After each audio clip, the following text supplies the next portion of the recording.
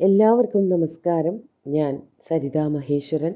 ഇന്ന് ശ്രീകൃഷ്ണവിലാസ മഹാകാവ്യത്തിൻ്റെ 9ാമത്തെ സർഗത്തിലെ 33ഉം 34ഉം ശ്ലോകങ്ങളാണ് നമ്മൾ പഠിക്കാൻ പോണത്.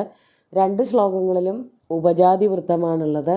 ശ്രീകൃഷ്ണനും സാന്ദീപനിയും തമ്മിലുള്ളതായ സംഭാഷണത്തിനെ പറ്റിയിട്ടാണ് വർണ്ണിച്ചു കൊണ്ടിരിക്കുന്നത്. സാന്ദീപനി പറഞ്ഞു തൻ്റെ കയ്യിലൊന്നുമില്ല, വിദ്യ അല്ലാതെ ഒന്നും തരാനില്ല എന്ന്. അപ്പോൾ അതുതന്നെയാണ് ഞങ്ങൾക്ക് വേണ്ടത് എന്ന് ശ്രീകൃഷ്ണൻ സാന്ദീപനിയോട് പറയണ സന്ദർഭമാണ്. എന്നിട്ട് എന്തൊക്കെയാണ് ശ്രീകൃഷ്ണൻ സാന്ദീപനിയോട് പറയണത് തുടങ്ങിയിട്ടുള്ള കാര്യങ്ങൾ അടുത്ത ശ്ലോകങ്ങളിൽ വരുന്നു. നമുക്ക് 33ാമത്തെ ശ്ലോകം നോക്കാം ആദ്യം. നിശമ്യ തദ്വാചമിതി ദ്വിജന്മാ പ്രീതഃ പരം വാചമുവാച ശൗരിം സഹാമുനസ്മിൻ സുഗൃഹീതനാമൻ സുഖേന തർഹി സ്വഗൃഹേ വസേതി. ആദ്യം പദച്ഛേദം പറയാം.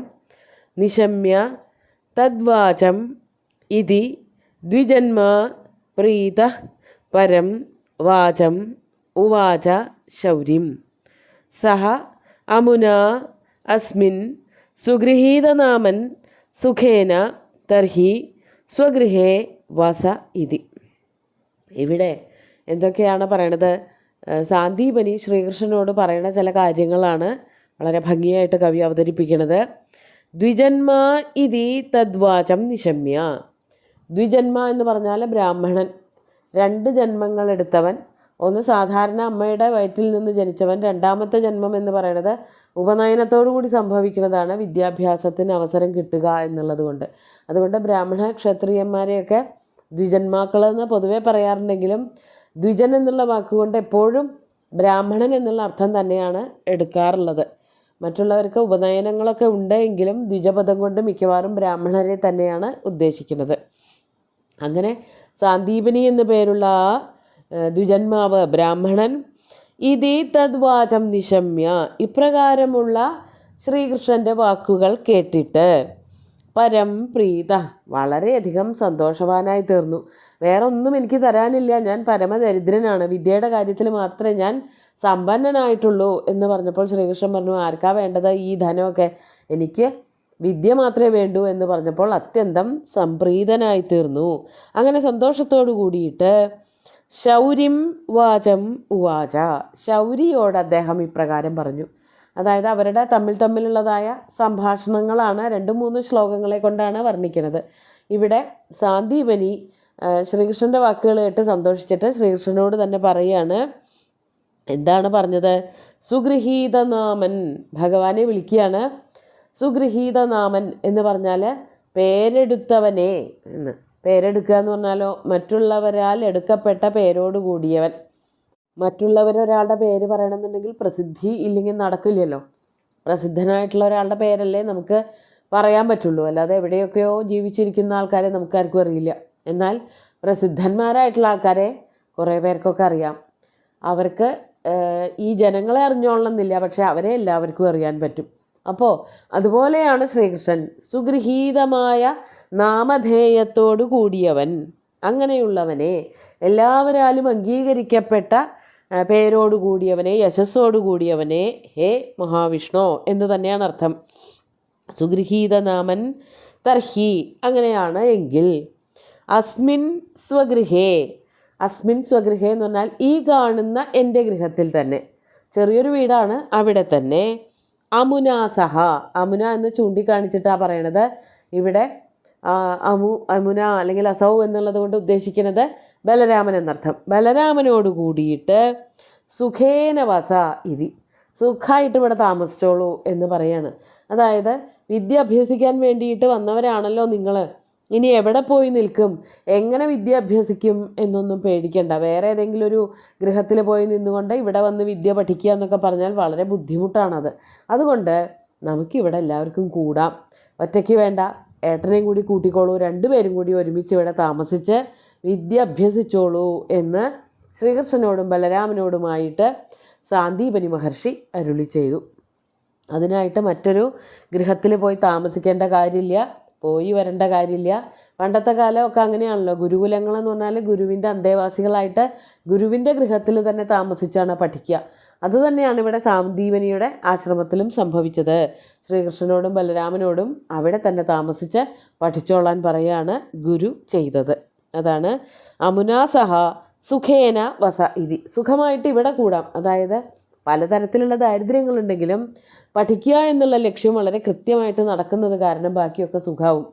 ബാക്കി അല്ലലുകളൊന്നും അലട്ടുകയില്ല, ഇവിടെ തന്നെ താമസിച്ചാൽ മതി എന്ന് ശ്രീകൃഷ്ണനോടും ബലരാമനോടും പറയുന്നതാണ് ആദ്യത്തെ ശ്ലോകം. നമുക്ക് 34-ാമത്തെ ശ്ലോകം നോക്കാം. അതിൽ ശ്രീകൃഷ്ണൻ്റെ ഒരു സന്തോഷമാണ് വർണ്ണിക്കുന്നത്. സന്തോഷം എന്നുള്ളത് കൊണ്ട് വിദ്യാഭ്യാസം നടത്താൻ പറ്റിയതിലുള്ള ഒരു സന്തോഷാവസ്ഥ വർണ്ണിക്കുകയാണ് ചെയ്യുന്നത്. ശ്ലോകം നോക്കൂ. സരസ്വതീഭൂത സമസ്തലോകാത് തസ്മാത് ക്ഷമാമുദ്വഹതോതി ഗുർവീം അശേഷവിദ്യാനിധിമാപകൃഷ്ണ ഗംഗാഹിമാദ്രേരിവാരിരാശിം.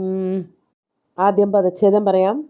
സരസ്വതീഭൂത സമസ്തലോകാത് തസ്മാത് ക്ഷമാം ഉദ്വഹത അതിഗുർവീം അശേഷവിദ്യാനിധിം ആപ കൃഷ്ണ ഗംഗാ ഹിമാദ്രേഹ ഇവ വാരിരാശിം.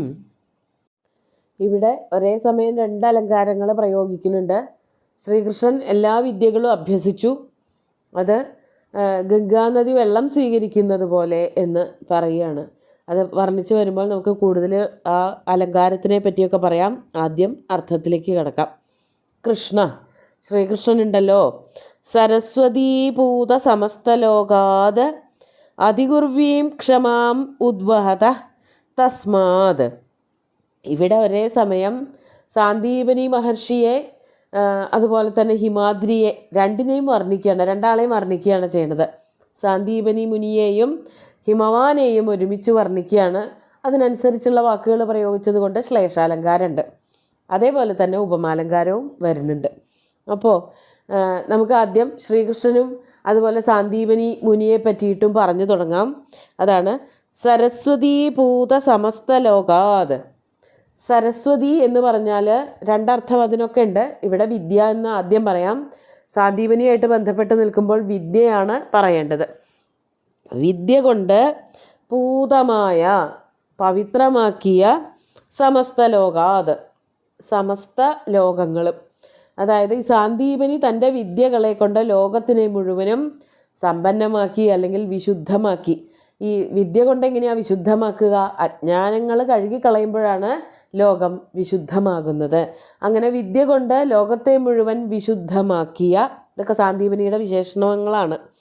അതുപോലെ അതിഗുർവീം ക്ഷമാം ഉദ്വഹത.